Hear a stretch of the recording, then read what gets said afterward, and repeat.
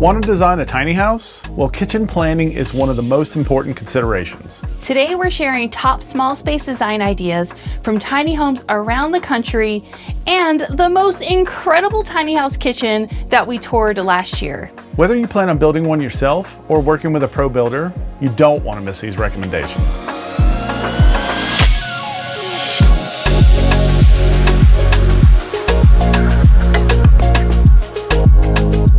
First things first, you need to decide how much of your overall square footage you want to dedicate for your tiny house kitchen.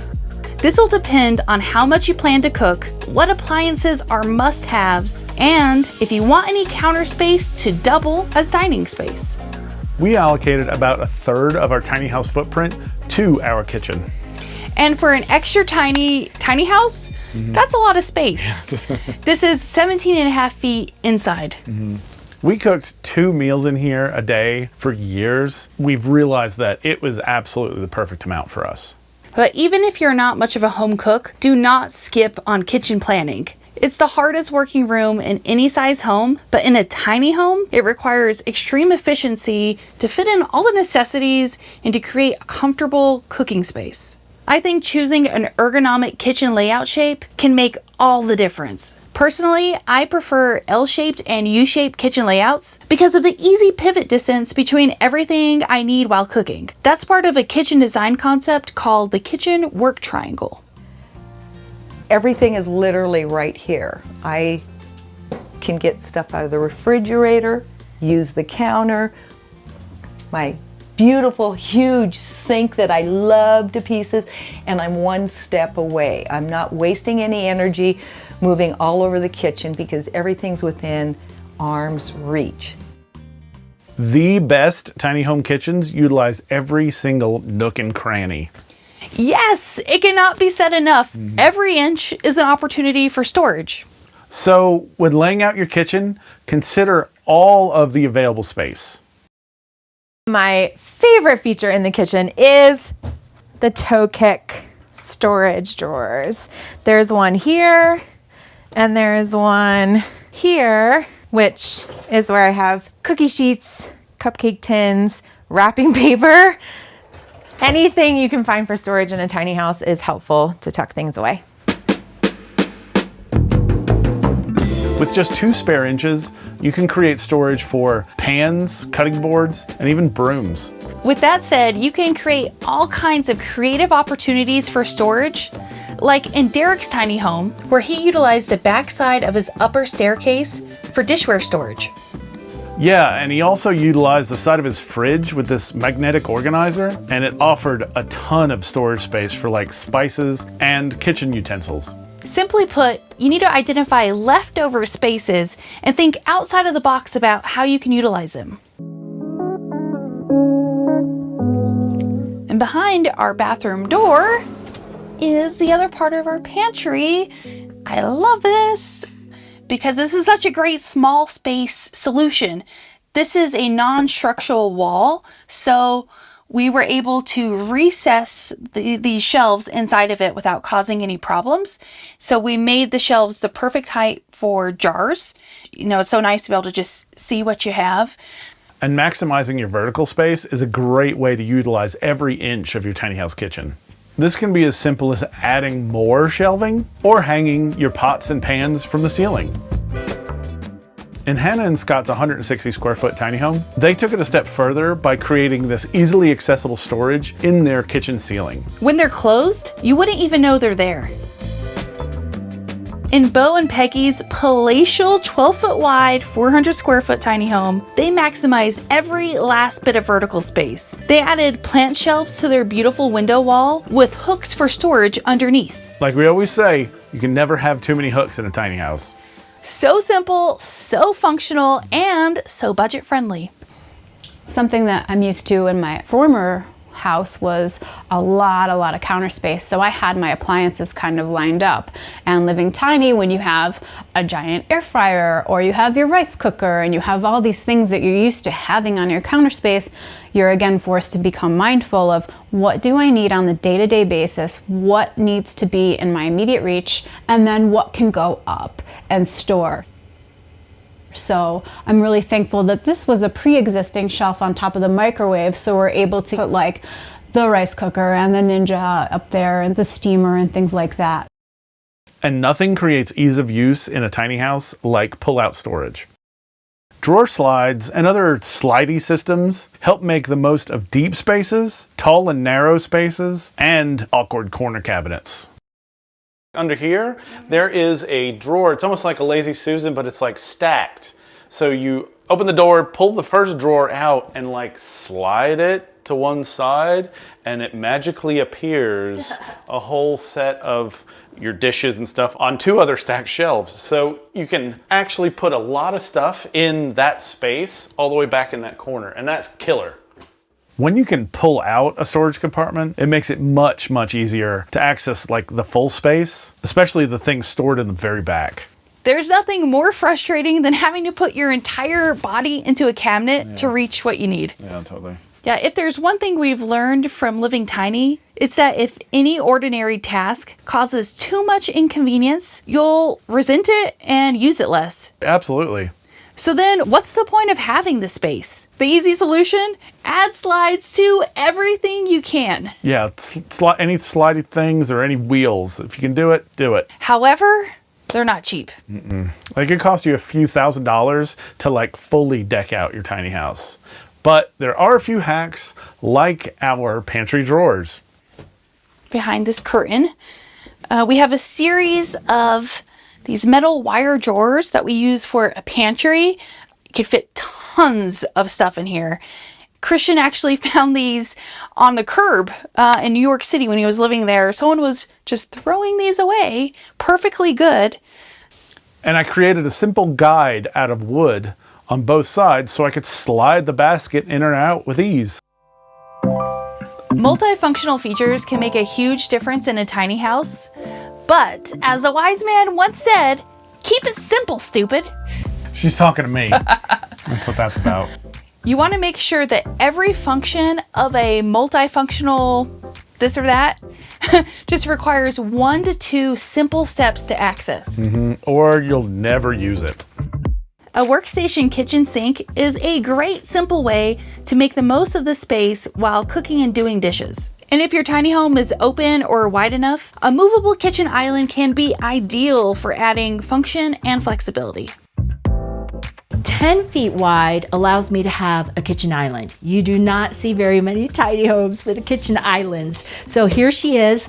This is not something the builder made for me. I had found it on Home Depot and knew that the dimensions would fit and that I could put it together myself. The purpose of the island is threefold. It provides me with extra counter space. It provides me with extra storage. This whole side of the kitchen island has 2 cabinets and 3 drawers. Lots of storage. Then you have this portion that folds up and stays propped up underneath so that you can have extra dining or entertaining or workspace. It's also on wheels. I can move it around to create more space or less space as needed. So it fits my needs. I love it. When it comes to multifunctional appliances like a convection oven microwave or a toaster oven combo, make sure you read the reviews. Yes, because it might be good at 1 or 2 of those things and not so great at the others. Cleaning a tiny home doesn't take long, but it sure can get messy and cluttered quickly. That is why it's essential for everything in your tiny house to have a home. You know, a place for everything and everything in its place. But beyond just a well-organized kitchen, think about how you want to make it pretty. You'll be spending a lot of time in there, especially if you like to cook, and you'll most likely be able to see it from most of your tiny house. A beautiful tiny kitchen is somewhat subjective. What feels cluttered to one person won't to another. But with that said, openness always feels good. Lots of natural light really helps with this. Also, minimizing the use of upper cabinets goes a long way, especially in extra tiny kitchens. But if you really want cabinets, think about having glass or wired front doors. Just that will make your kitchen feel less closed in. For an ultra clean, tidy, and open feel, hiding some of your countertop appliances can really help. Like in Stacy's kitchen pantry, where she stores some of her appliances full time because she has an outlet installed inside. And the light colors in her kitchen make it feel open and airy. Alternatively, bold color tiles, vibrant cabinets, and wood accents can make a tiny kitchen feel warm and inviting. Personally, I am always a fan of whimsical decorative touches, as you can see in our tiny kitchen. This last year, we saw a lot of retro style appliances, and they always add a touch of whimsy and are just so darn cute. So if you want to add some pizzazz to your appliances, there are a few DIY hacks, like vinyl wrapping your fridge to make it a different color or pattern, or covering your vent hood with wood panels. One 10-foot wide tiny home that we filmed last year that beautifully captures everything we talked about today is Kathleen and Byron's gorgeous, not so tiny kitchen.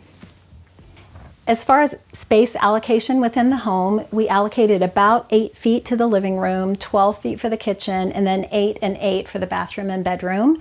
So you know that we prioritize the kitchen, and that's for a lot of reasons. We enjoy cooking, we like to bake and distribute things to our neighbors and have people over for company, so a big kitchen was really helpful to us. As you can see, we chose an enormous sink. Part of the reason for that was so that we wouldn't have any trouble doing dishes. We did not allocate any space at all to a dishwasher, so it's the two of us, and this way we can stand here side by side and one can wash and rinse and the other can dry, no problem. This stove is a Furrion. The reason our builder helped us choose it is because of the fact that it's rated for RVs. We have been able to cook a small roast in there, and I do quite a bit of baking, and that's not really been a problem. A magnetized knife rack is really handy for holding things close by. The hood vent has been incredible. We use it all the time, especially when frying something like bacon and it smells up the whole house. You just don't really want your towels smelling like bacon the next day, so this is incredibly valuable. It is a direct vent to the outside. I also just wanted to mention that there were some little bits of space that our builder made accessible to us. They could have just closed that in and it would have looked tidy, but then I wouldn't have had any place to put platters. So that's been really handy. In the same kind of way, this space again seems small, but we put cutting boards in there. And then on the bottom side, this similar kind of space holds all of our cookie sheets and things like that. On this side of the kitchen, we have a space here where we were able to store all of our cleaning supplies, such as a mop and a broom and a vacuum cleaner. The refrigerator that we found that I really took a lot of delight in is by Unique, and it's called Classic Retro. We were able to choose it in this lovely shade of green. This cupboard was really what sold me on Minimalist from the beginning, because it's their utility cupboard. Now what you see is we've added some shelves on the top, and so that has given us a place for bigger appliances. But down in the bottom is where all the utilities are, like our hot water heater, water filter. There's even a sensor that will shut off the water system as a whole if there's any flooding that is detected by the sensors in the floor. Next to the utility closet is a pull-out pantry, and so this holds an amazing amount of foodstuffs. Grateful for that. This little space here was a surprise to us. It was not something that we had intended to have. I had envisioned wider drawers in this space, but the fact that we have it gives us a place to put our step stool, which we find is really handy for reaching things up in the upper cabinets, especially in our bedroom. So we're very grateful that we ended up with this odd little space right here.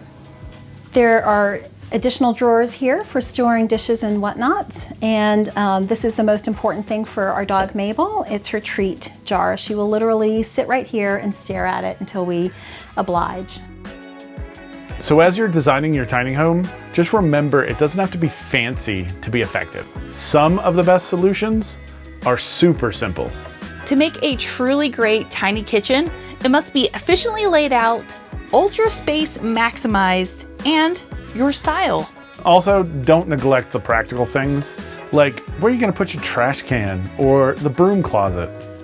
We'd love to know your tiny kitchen design ideas. So why don't you let us know in the comments below. Thank you for watching our video and for stopping by Tiny House Expedition. I'm Alexis. And I'm Christian. Don't forget to like, comment, and subscribe. And for more tiny home tours and stories, click the videos below. And join us on Instagram for bonus content, including face-to-face conversations with us. We hope to see you there. All right. Thanks, guys. Have a good one.